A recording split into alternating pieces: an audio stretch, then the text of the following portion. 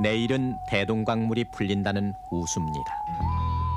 언 것이 녹고 움츠렸던 것이 기지개를 펴는 그런 계절이 오면 30년 전 우리들의 동상 걸린 발가락이 풀리며 느껴져 오던 가려움 같은 소리가 이 밤 가만가만 들려옵니다. 양양한 앞길을 바라볼 때에 혈관에 자동치는 배구의 깃발 양양한 앞길을 바라볼 때에 혹은 동이 트는 새벽 꿈에 하며 두 박자의 행진곡으로 부르기에는 우물하기조차 했던 우리들의 군가.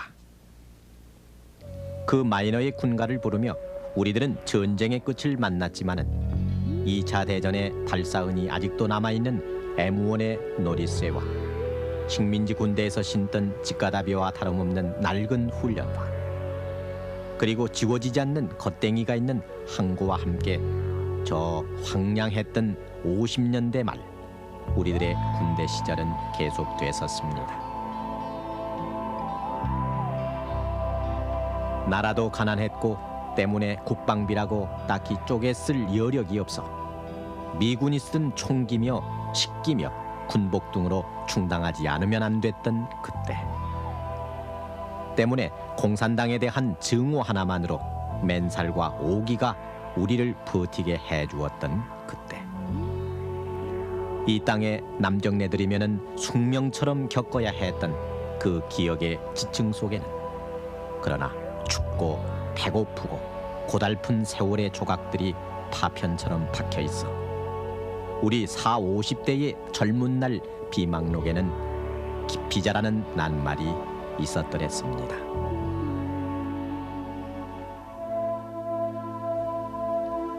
내일은 우술하지만은 김동완 씨가 전해주는 그 적근산, 백암산, 건봉산은 아직 영하 20도의 추위에 묶여 있다는데 그러나 우리들의 겨울을 도맡고 있는 저 휴전선 장병의 두툼한 외투와 M16은 이미 우리가 결별한 황량한 군대 시절의 배고픔과 추위와 고달픔 위에 다져놓은 자주국방의 표상인 양 눈빛에 찬연합니다. 그러나 우리들 작년의 기억 속에 훈장인 듯 시련인 듯 곧잘 떠올리는 양양한 앞길을 바라볼 때 하던 용진가 그 전부의 엘리지 그것은 군가가 아닌 레마르크의 소설의 끝처럼 가련한 자막이었습니다.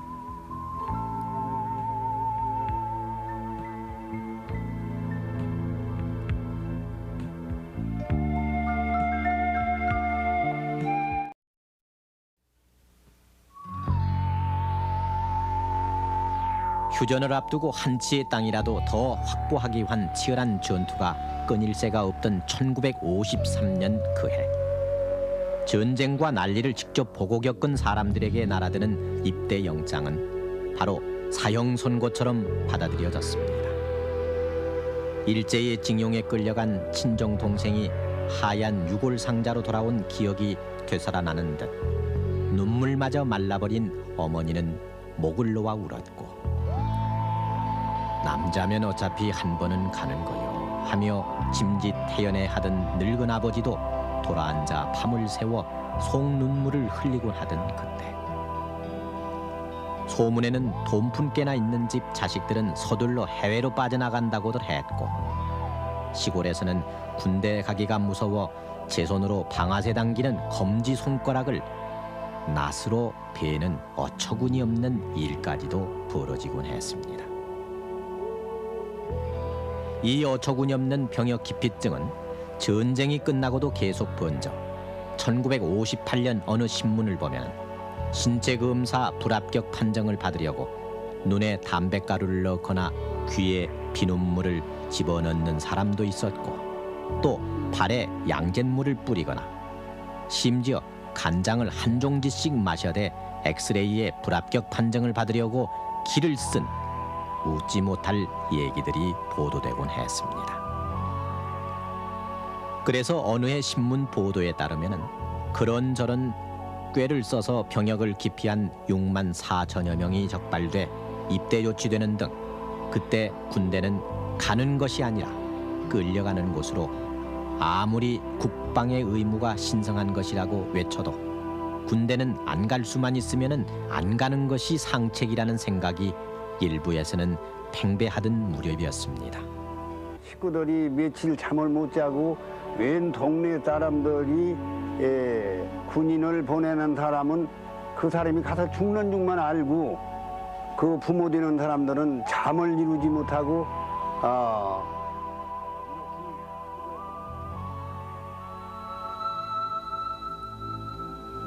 그러나 그럼에도 불구하고 대부분의 젊은이들은 국가의 부름에 기꺼이 응했으나 군대 가는 사람보다 군대 보내는 가족들이 더 안쓰럽게 발을 구르던 이병전야. 그래서 풀떼죽으로 연명하던 집안 구석이라도 입대 전날만큼은 중닭 한 마리를 푹 고아서 먹였던 게 그때의 눈물겨운 풍속도였습니다. 돈 없으면은 굶어 죽기 십상이라며 어머니는 쌀되박을 팔고 장리변을 내서 바꿔온 지전을 사리마다 고무줄을 비집고 꼬깃꼬깃 밀어넣거나 무슨 첩보 영화의 스파이 비밀 주머니 모양 내복 깊숙한 곳에 별도의 돈 주머니를 만들고 눈물과 함께 바늘로 촘촘히 꼬맸던 게 입대 전야의 큰 일거리였습니다. 그리고 이튿날 마을 사람들은 막걸리를 받아준다, 노잣돈을 찔러준다, 입대하는 장정을 붙들고 한바탕 굿을 벌였고 비감해진 청년은 비밀 주머니를 2번, 3번 확인하곤 빡빡 깎은 머리에 앞니를 옥 다물고 미카 3 칙칙한 열차에 올랐습니다. 지금이야 고속버스 차비까지 계산해주는 개별 입대지만은 그때는 한꺼번에 장병 수송 열차를 타고 훈련소로 떠났습니다. 뽕나무 잎새와 칡농쿨로 만든 화환을 걸고 사나이 한 목숨은 붉은 피라 대한남아의 노래를 부르며 내일 위로 기차가 움직이면 자식 업은 지어미는 참고 참았던 통곡을 터뜨렸고 장례를 굳게 약속했던 동네 처녀는 속절없이 멀어지는 열차를 향해 손수건을 흔들었습니다. 그렇게 3년 세월은 시작됐습니다.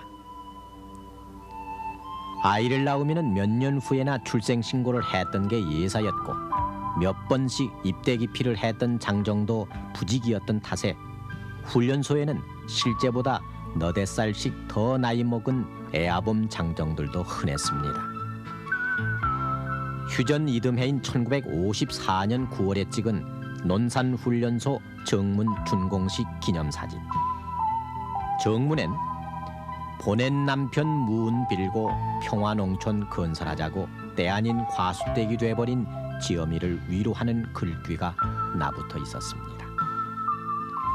나무하다 온 장정, 할 일 없이 막걸리 타령만 하다가 끌려온 듯이 온 국조래 장정.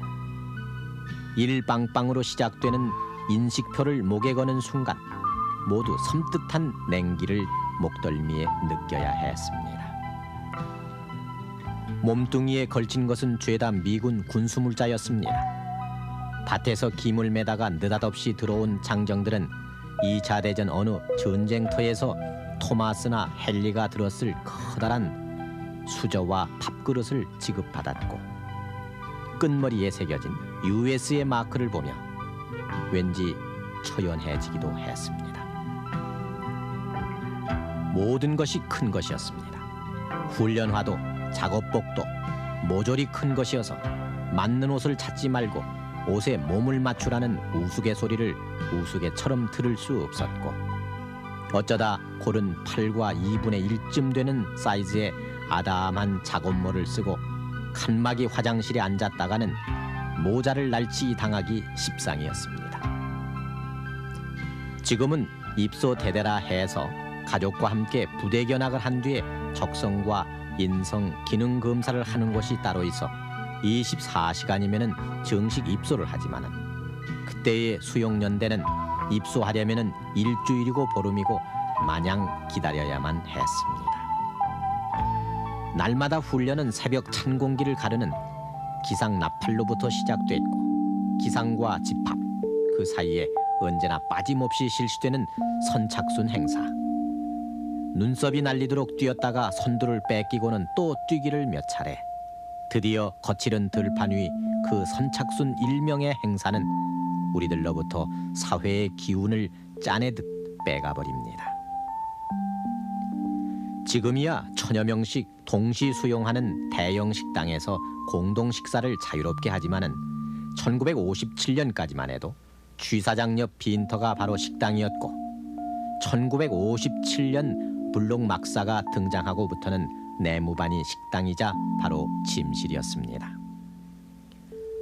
언제나 취사병은 볏박살 깎아내듯 보리밥을 깎아내렸고 그러면은 훈련병은 양품 식기바닥을 눌러 한 술이라도 더 타려고 기를 썼고 또 그런가 하면은 한 번 타먹고 슬며시 줄 뒤로가 다시 배식 창구에 식기를 디밀다가 쫓겨나는 망신도 당하곤 했습니다. 일반 가정에서도 쌀밥이나 고기 반찬은 감히 생각도 못한 그때. 그나마 설날이니 추석이니 해서 나오던 이른바 황우도강탕. 황소가 건너간 듯 고기는 보이지 않아 그렇게 부른 고기 국물과 염적 묵국이 우리들의 특식이었습니다. 빵 사역을 나가는데 빵 사역이라는 것은 그 빵 상자를 PX까지 운반하는 작업을 말하는 겁니다. 우선 빵 한 상자라면은 그 20개가 들었는데 나하고 같이 그 사역병을 나간 그 훈련병하고 우선 먹구나 보자는 식으로 빵 한 상자를 다 먹었습니다. 참 빈 상자를 가지고 가니까 그 PX 그 관리하는 사람이 왜 빈 상자를 가지고 왔느냐 해가지고 참 지독한 그 기합을 많이 받은 적이 있습니다. 훈련이야 예나 지금이나 육체적으로 버거운 건 마찬가지지만 60년대 초까지만 해도 미국식 훈련 교범에 일본식 훈련 방식이 혼합된 교육이어서 한켠에서는 훈련, 한켠에서는 기합이 동시에 진행되곤 했습니다. 교관은 늘상 밥 많이 먹었나 하는 반어법으로 강의를 시작했으며 훈련이 한창 진행될 나치면은 의뢰이, 고문관으로 불리는 늦깎이가 있게 마련이어서 훈련의 각박함을 덜어주곤 했습니다.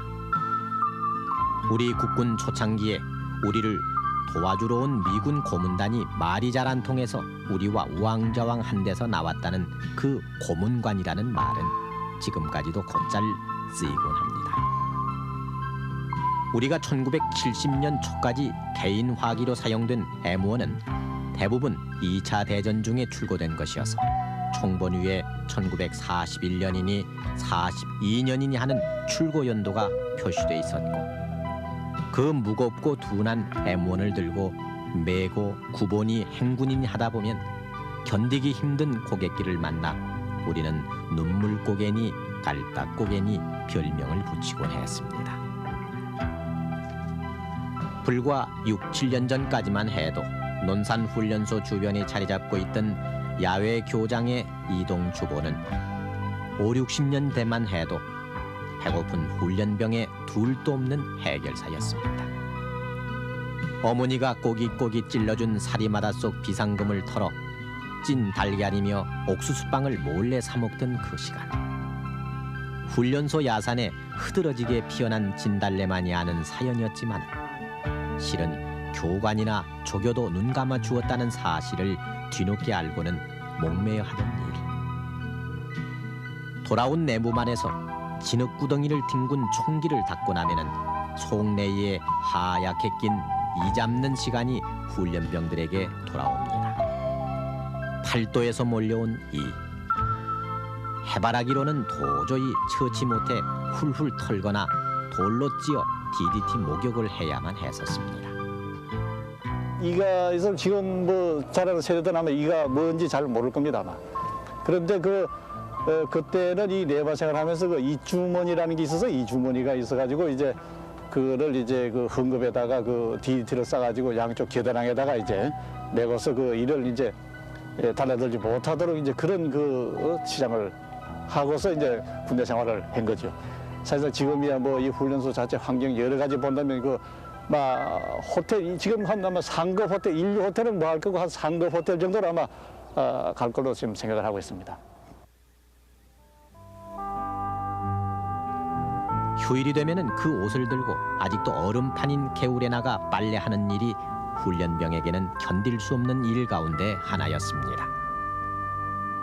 잿물 비누로도 지워지지 않는 떼국은 대충 헹구어 겨울 햇살에 언 채로 말리면서 고향 식구들 면회를 기다리는 것이 그래도 즐거움이던 그때. 입대한 뒤 옷보따리만 덩그마니 소포로 붙인 뒤 소식 끊긴 아들을 찾아 밤새 찐 떡과 닭을 보퉁이로 싸고 하루 한 번 지나가는 버스로 물어 신병훈련소를 찾아온 부모 앞에 선 아들은 손발이 트고 목덜미에 떼꺼풀이 덕지 낀 채로 허겁지겁 먹는 것만 찾는 모습이어서 부모의 마음을 아프게 했습니다. 그래서 그나마 있던 이 면회 제도는 훈련 기간이 해해진다는 까닭에서 1959년 6월 폐지되고 말았습니다. 그러나 그 이태 뒤 애인에게서 온 편지를 뜯어본 고참병을 해친 이른바 최영호 사건이 터져 자식을 군에 보낸 부모들이 애를 태우며 면회소로 몰려오기도 했습니다. 그리고 30년. 어렵고 가난한 나라 살림에 그때 우리들의 무등병 시절도 그만큼 곤혹스러울 수밖에 없었지만 이제 장년 국군의 위용과 괄목할 만한 발전은 온 국군의 구석구석에서 윤택한 빛을 발하고 있습니다.